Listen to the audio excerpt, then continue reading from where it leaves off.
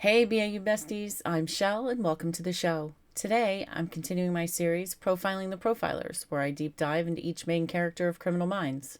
Episode 3, Jason GIdeon, the genius, the mentor, the broken heart of the BAU. Let's get into it. GIdeon is the soul the BAU was built on.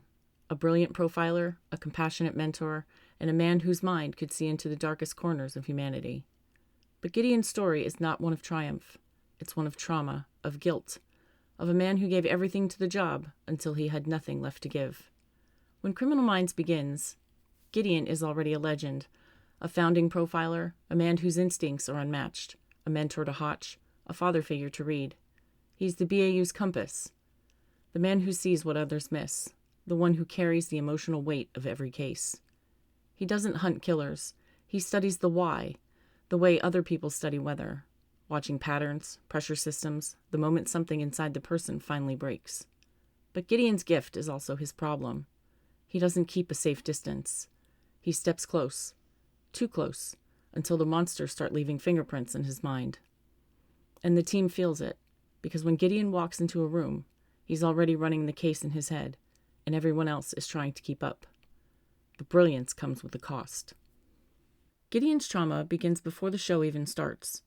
A bombing in Boston, a case gone wrong, leaves 6 agents dead and GIdeon is shattered.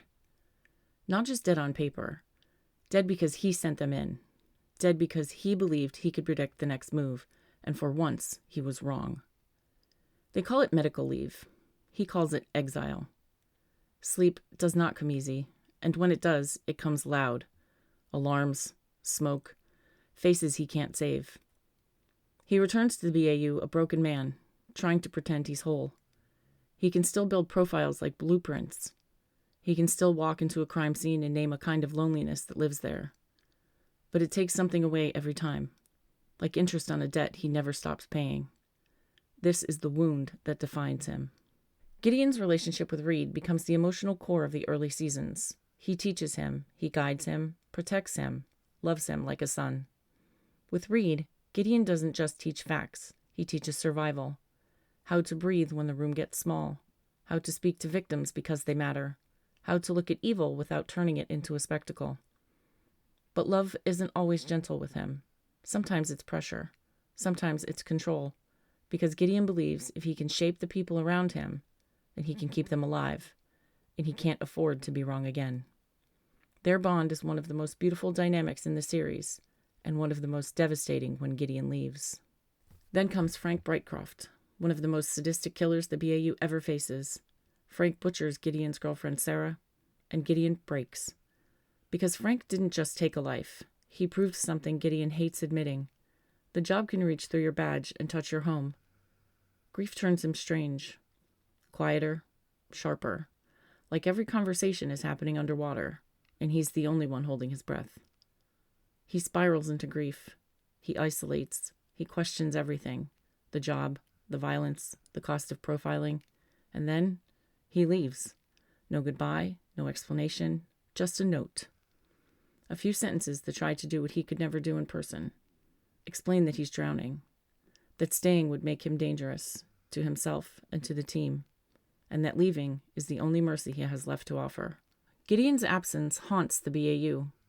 Reed feels abandoned. Hotch feels betrayed. The team feels the loss of a father, a mentor, and a friend. But the work keeps coming. New cases, new victims, new deadlines. And the BAU can't pause to mourn, so they learn a different way to carry the job. Colder at times, more procedural, less dependent on one man's instincts. But GIdeon's influence never disappears. His teachings echo through every case, every profile, every decision. After he's gone, GIdeon doesn't find peace. He finds quiet. Cabins, birds, notes in the margins of old case files. He tries to live like a man outside the storm, while still tracking the thunder in his head, because that's the truth about GIdeon.